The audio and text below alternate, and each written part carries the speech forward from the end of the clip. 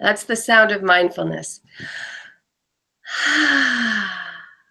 Hello, I'm Lynette Louise, otherwise known as the Brain Broad, and I would like to welcome you to another segment of the Leadership Summit, Seeking the Path. This is a great summit. I hope you're having a fantastic time. We are jumping through hoops to make it happen for you. We just spent so much time trying to figure out how to get this gentleman on.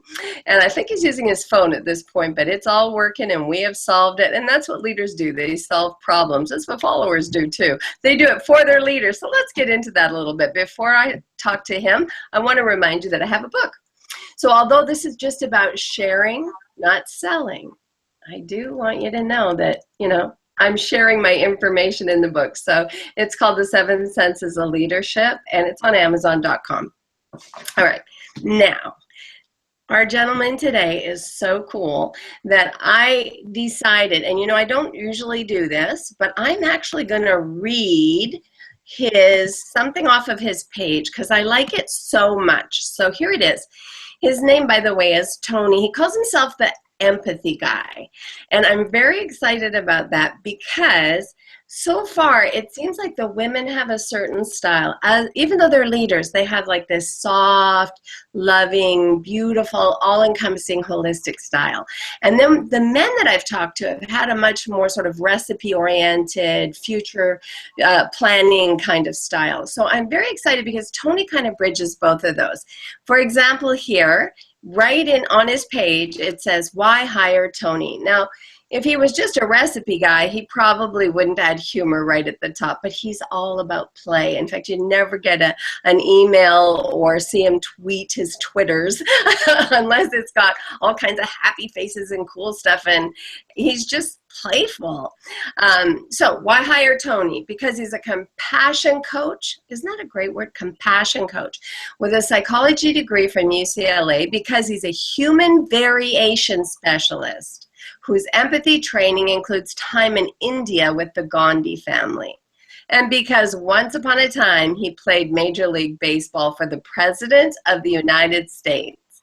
And then he says, oh, and yeah, he also gets awesome results. Okay, so anybody who can bring that kind of humor right on their page and say, I'm a lot of things, but at the end of the day, I get awesome results, gets votes for me. But also, finally, before I let you meet him, he met my son, Dar, who is very special, as in special needs, cognitively challenged, and has a very, very challenging past. He was locked up in a closet for a couple of years by his original mother, and then I adopted him. And so he just never really improved to the point of being fully communicative and that sort of thing. And so when he met Tony, they hit it off right away. And ever since then, and I want you guys to know this because I want you to do it, he's been doing a thing called #GoDar, D-A-R, Go Dar. Isn't that cool? Like, go, you can do it. Go, you can do it. So anybody who would have that kind of empathy, joy, and passion for my son gets my vote. Welcome, Tony. Thank you for joining us. What a wonderful intro. I'm so grateful to be here, and I'm so grateful that something that I've done has had an impact on you and Go Dar. So it has. Just the very fact that you would take the time to do it has an impact. Okay, so let's jump in. You played baseball for? The Texas Rangers. And how long did you play? I had career-ending knee surgery just weeks after my first major league at bat. So I scaled to the peak of my professional mountain, and then the universe had other plans for me. So I'm grateful that I had the opportunity, and ever since it happened, I just was looking forward to what that next adventure was going to be. So I only played for a very brief period of time. That's all right. You made it. Okay, so you played for a brief period of time. At what point did you take psychology? I mean, all these things, I got to quickly get them in. So at what point did you do that, before or after baseball? Well, I grew up with a mother, rest in peace, who got her PhD in psychology. I grew up in Palo Alto, California. So being in the area of psychology and studying, psychology is the study of the soul. I learned really quickly that was something that I wanted to be part of. I wanted to be in the study of the soul, and having having the ultimate mentor be someone who gave me life. When I got to UCLA and was playing sports and I was going to choose a major, it just made sense that I would be a psychology major and get my psychology degree. And now that I'm a compassion coach or an emotional self-defense instructor, the psychology degree plays right into everything that I want to be in the world, including being the change, like the great grandson of Gandhi, my friend, taught me to be. Yeah, okay, we're going to get into that in 1 second, but I got to back up a little bit. So that means that simultaneously you were becoming a Major League Baseball person and person. See, I'm not a sports person. What can I say? A sports guy. And you were getting your psychology degree at the same time? I left UCLA after my third year, and I had made a promise to my mom that I would graduate by coming back 1/4 a year every year while I was playing in the minor leagues until I got my degree. So I was off creating this wild adventure of becoming a Major League Baseball player, and then I was going back to the fraternity. I was hitting the books, and I was completing my psychology degree. So it was absolutely happening at the same time, and I was doing live experiments while it was going on, as I was observing my fraternity brothers. I was observing my minor league baseball teammates. I was observing myself. How was I different when I was playing the game but wasn't in school versus being in school and not playing the game? So it was an amazing exploration. I think that's a great point. You know, when you're an observer of human behavior, you just take that with you everywhere. I remember the very first time that I was in Spain and I was speaking with a Spanish accent just so that I could be more understood, even though I was speaking English. And I found that I took on a Spanish personality and a very, you know, and then I went to Italy similarly. And when I was in France, and I noticed that with even just by shifting my accent, I became more like their culture. It was quite fascinating. And from then on, I was hooked at watching behavior. So I love that you watched your baseball people and your people, your teammates, and your fraternity brothers. Okay, so we get a picture of your background a little bit. Gandhi, how did that come to be?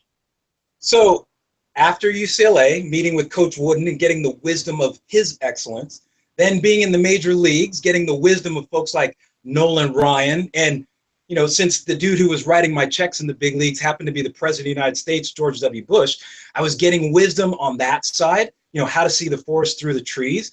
And then I was getting wisdom from like Davy Lopes and Bobby Valentine on how to get someone's attention and then how to harness the power of determination. So I took all of that and I ended up finding myself in a nonviolent communication training seminar with the architect of nonviolent communication. The reason I was there was because he was having a wedding, his own wedding, after the training, and he invited my father to sing at the wedding. So when my father said, "Hey, I'm gonna sing at a friend's wedding. Do you want to come up from LA to San Francisco?"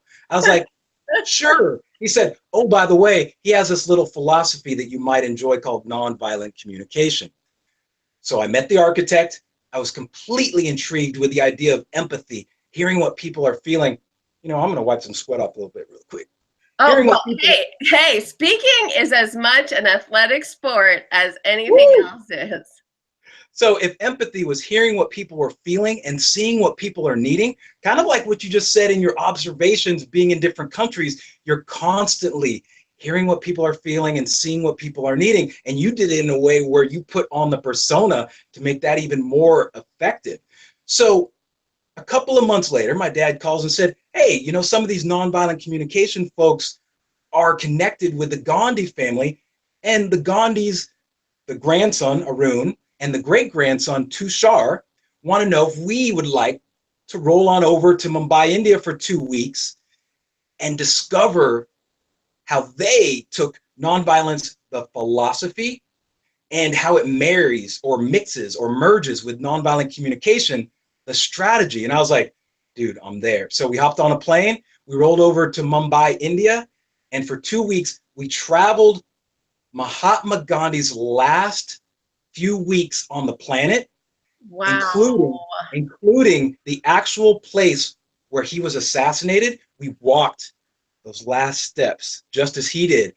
And we went from the ashrams to the Taj Mahal. We went from luxurious hotels to the mud huts. And the whole point the Gandhis told us was they wanted us to see all sides of team humanity.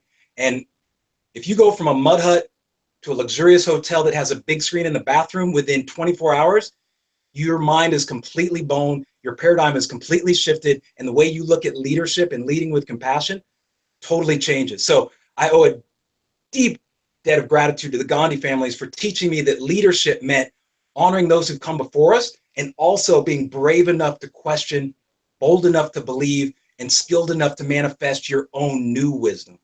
Does that make sense? Yes, and it's beautiful. And I really want to hit on this thing that I have been seeing show up, which is that the females are much more holistic and much more about, so far, I mean, I don't mean all females, I just mean the ones that I've interviewed, have been much more about empathy and compassion and that sort of thing. And the men have been much more about the recipe for results. And not all, but, you know, if I were to say what's something I'm observing in these interviews. So I have a thought here, because you were in a competitive sport. So that's like the very male, you know, very competitive in its approach to how to be successful. And yet empathy is the opposite. So here you are bridging both. I think you're in a really unique position to kind of help us to see how can those two weave together. That's a great question. And something that I like to say is I have the discipline of an athlete, the creativity of an artist, and the empathic soul from my mom of a goddess. So I like to combine discipline, creativity, and empathy. And I think they all emerge from the same space. You know, the theory is all communication is a please, a cry for help, or a thank you, an expression of love.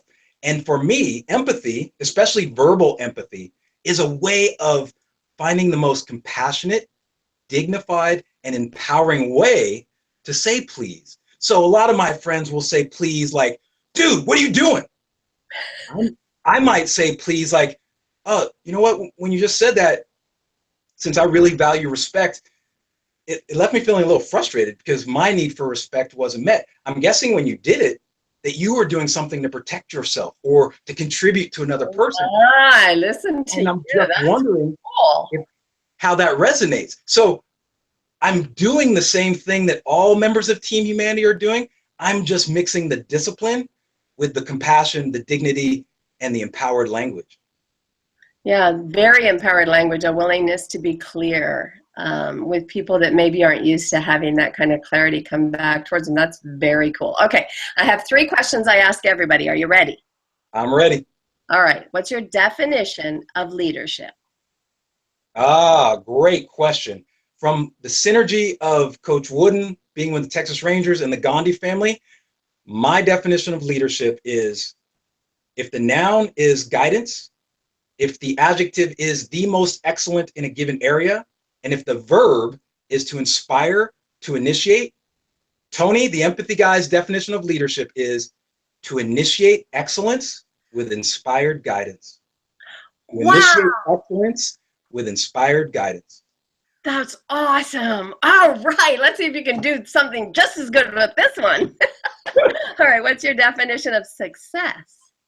Oh, great question. So when I was 17 and Coach Wooden walked into the dugout of Jackie Robinson Stadium, he talked about leading the idea of perfection and uploading the concept of excellence. And he said that success was totally different than what we've been trained to believe it is. So I took on Ralph Waldo Emerson's definition of success, which is to laugh often and much, to appreciate beauty and to find the best in others, to leave the world just a little bit better, whether by a healthy child, a garden patch, or a redeemed social condition, to know that one life has breathed easier because you have lived. That is success, my friends. That is success. Wow. And I just got chills up my spine. That was really beautiful, really beautifully said.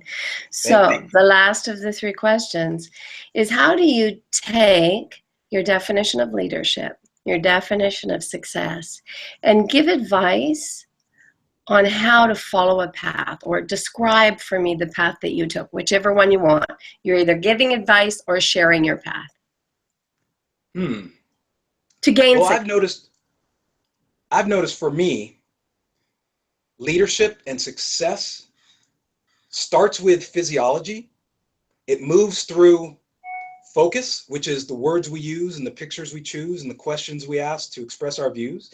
And then it reinforces itself in beliefs. So for me, employing successful leadership is engaging in a physiology that is confident. You know, how would a leader stand if they were confident? How would a leader breathe if they felt certain?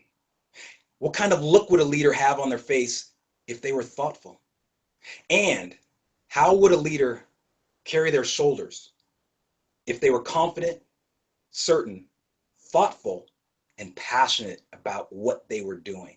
So I believe it starts with physiology, and then it works into our words, the words that we use, which I've touched upon. Shifting your words, the label's not the experience, but the experience becomes the label that we give it.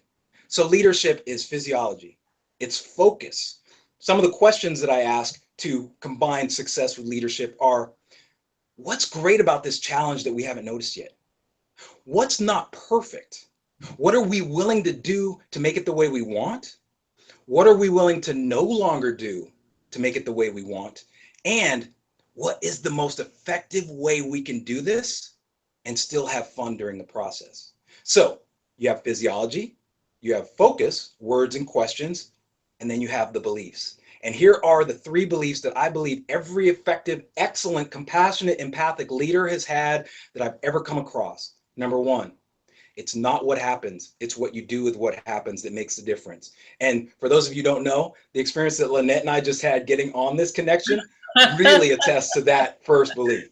The Yes. second belief, nothing has any meaning except for the meaning that we give it.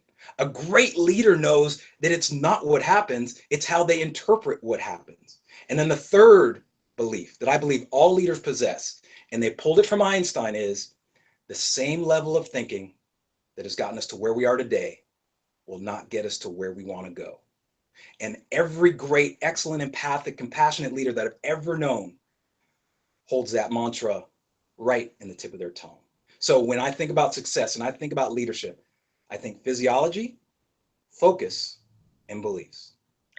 That was fantastic. That was really fantastic.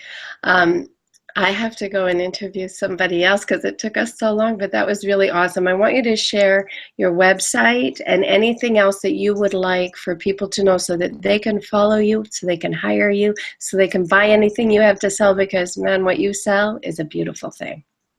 Oh, thank you. So if anybody wants to hang out with the Empathy Guy, you can roll over to Facebook. It's Leading with Compassion. That's Leading with Compassion on Facebook. You can hang out with us on Twitter. It's at True North House. So on Twitter, at True North House. And then you can always come hang out with us at theempathyguy.com, also known as the Empathy Institute, a playground for peace. The Empathy Institute is a playground for peace. And if you're interested in anything that you've heard thus far, you can always go to Amazon, Lulu, Barnes and Noble, or wherever, even iTunes for the new ebook, and grab my self-help memoir called Excellence Off the Field, the ultimate guide to mindful empathy.